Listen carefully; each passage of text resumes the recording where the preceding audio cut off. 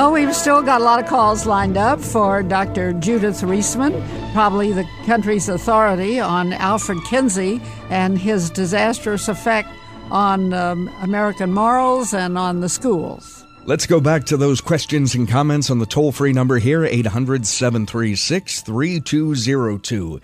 Eagle Forum Live visits Joplin, Missouri. Listening to Bott Radio Network, here's Stephen. Hi, Stephen. Welcome to the program. Hi, I'm sorry my phone went dead after you started to tell me about the old-fashioned language that was being used on us. Right. I'm glad to hear you again, yeah. I pulled over to the side here so I can talk to you. What kind of old-fashioned words were being used on us that I don't know? Well, they sure aren't some of the words that we hear today, the ones that we don't want to hear about today. And listen on the radio, Stephen. Hi. Oh, well, my response was that was, of course, that was a fraud on the part of the Kinsey quote, sex educators who wanted to take over the society. But yeah, what they said was the parents said pee-pee and wee-wee, and that we should be using the appropriate scientific term for that and for our body parts and that sort of thing. And, of course, that's hardly what's being taught in the classroom today anyway.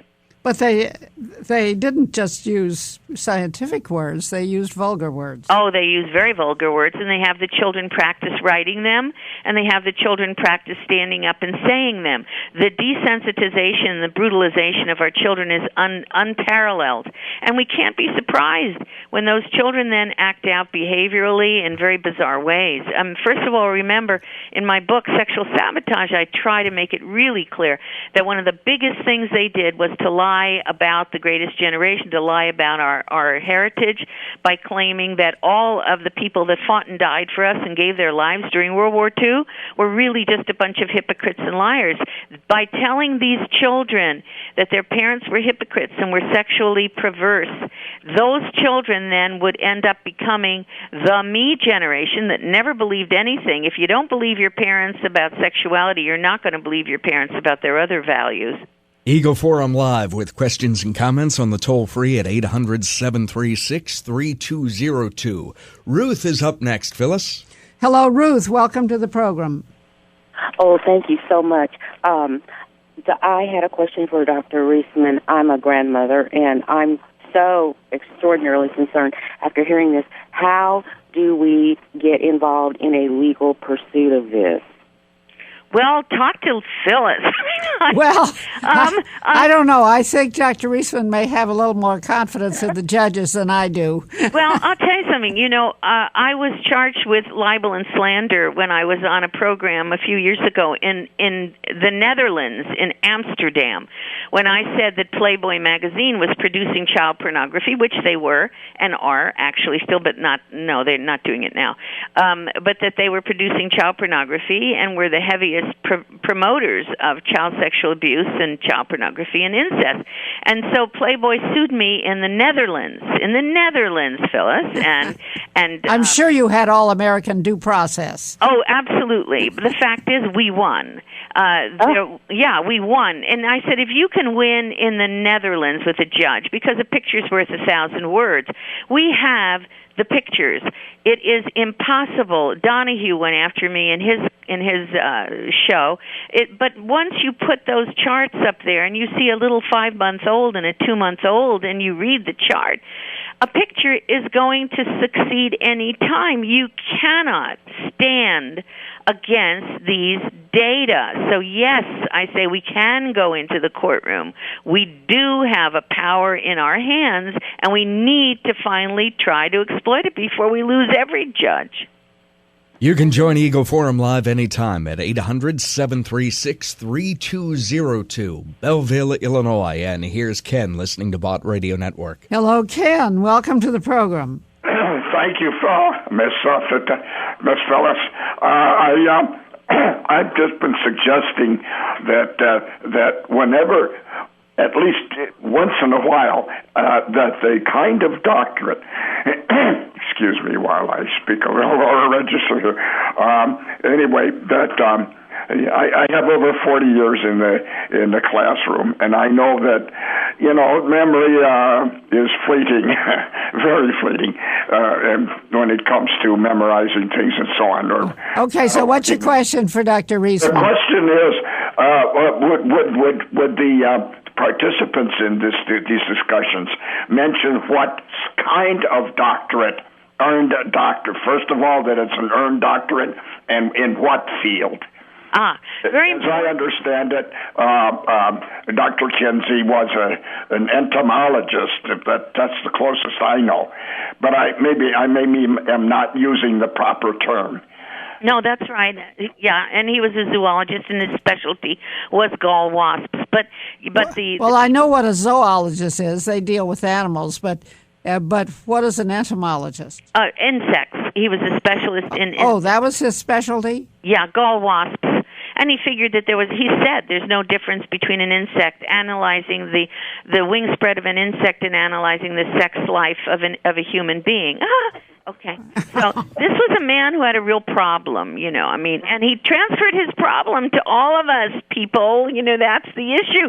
But today, if you're a psychologist, a sociologist, an anthropologist, if you are a human sexuality specialist, whoever you are, all of those folks, they all have to get their sex education, their sex training from, quote, the discipline, the appropriate discipline. The discipline is human sexuality. So whoever you are, if you're in the courtroom as an expert witness, as whatever profession you are, your PhD does not hold up unless you say that you had sex training. You got your sex training through the Kinsey data, through the Kinsey people, through the human sexuality field. Well, Dr. Reisman, tell me about this movie that came out a couple of years ago. Did that give any of the facts that you're giving us in your book? Oh, right, the Kinsey film. It was called Kinsey. It starred Liam Neeson, a hero, the Braveheart sort of fellow. And Schindler's List he played. He always plays heroes. And it was a film that was produced by Bill Condon, who himself was an out homosexual, and who wanted to promote Kinsey to the world, and indeed he did.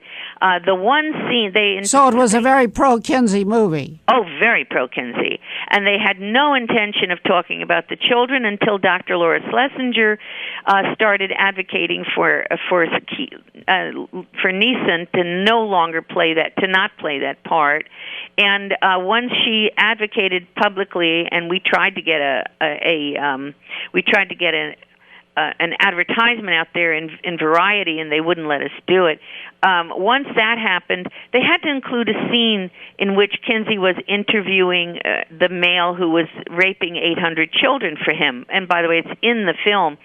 They had to do that, and so they tried to clean it up as best they could, but they absolutely lost all Academy Awards they had aimed for, 8 of them, because of that scene. People saw that scene even as much as they tried to clean it up, and they said, boy, this guy is really, bad news kind of thing. Now, what was the scene? They had a scene where one of the Kinsey's interviewers or interviewees was a man who said that he had sex with 800 children. And he demonstrated how he could do that in front of Kinsey, physically. And so the scene was included where they made it look as though Kinsey was very appalled and so forth. But of course, that wasn't true at all. This was one of Kinsey's key contributors to the field of human sexuality education, claiming that this proved children's capability for orgastic responses. So that's the scene, the wee little scene in that film. And one other small scene where Kinsey was mutilating himself did tend to lose them the support of the viewers. So it ended up it did tell some truth about Kinsey. Very small, because they knew that we had been going public with all this information, so they had to include it. And Condon said that in one of his interviews, that he had not intended to include any of this scene, any of this material that would in any way repudiate Kinsey, except for the campaign that we had been conducting, and so they had to include it, and they did. Is Kinsey still protected by what you call the sex industrial complex? Oh, deeply protected, deeply protected. Who's in that? The Rockefeller Foundation? And Big Pharma, very involved right now. The more you corrupt the people's sexuality, the more money you make on vaccines and Viagra. Well, Dr. Reisman has made quite a study of this. What a depressing life work, but very valuable to the rest of us. Dr. Reisman has authored 3 books on Kinsey. As a matter of fact, her latest is called Sexual Sabotage: How One Mad Scientist Unleashed a Plague of Corruption and Contagion on America. Coast to coast, you're listening to Phyllis Schlafly right here on Ego Forum Live.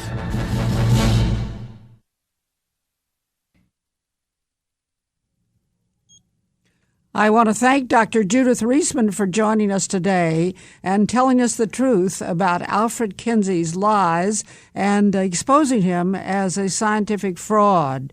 His ideas about sex education of children are all very much reflected in the media and in the education that is taught in the schools. We certainly are supporting Dr. Reisman's campaign to have Congress investigate Kinsey's research methods and fraudulent data. That would deal a real blow to Planned Parenthood, SICUS, and the other organizations spreading Kinsey lies.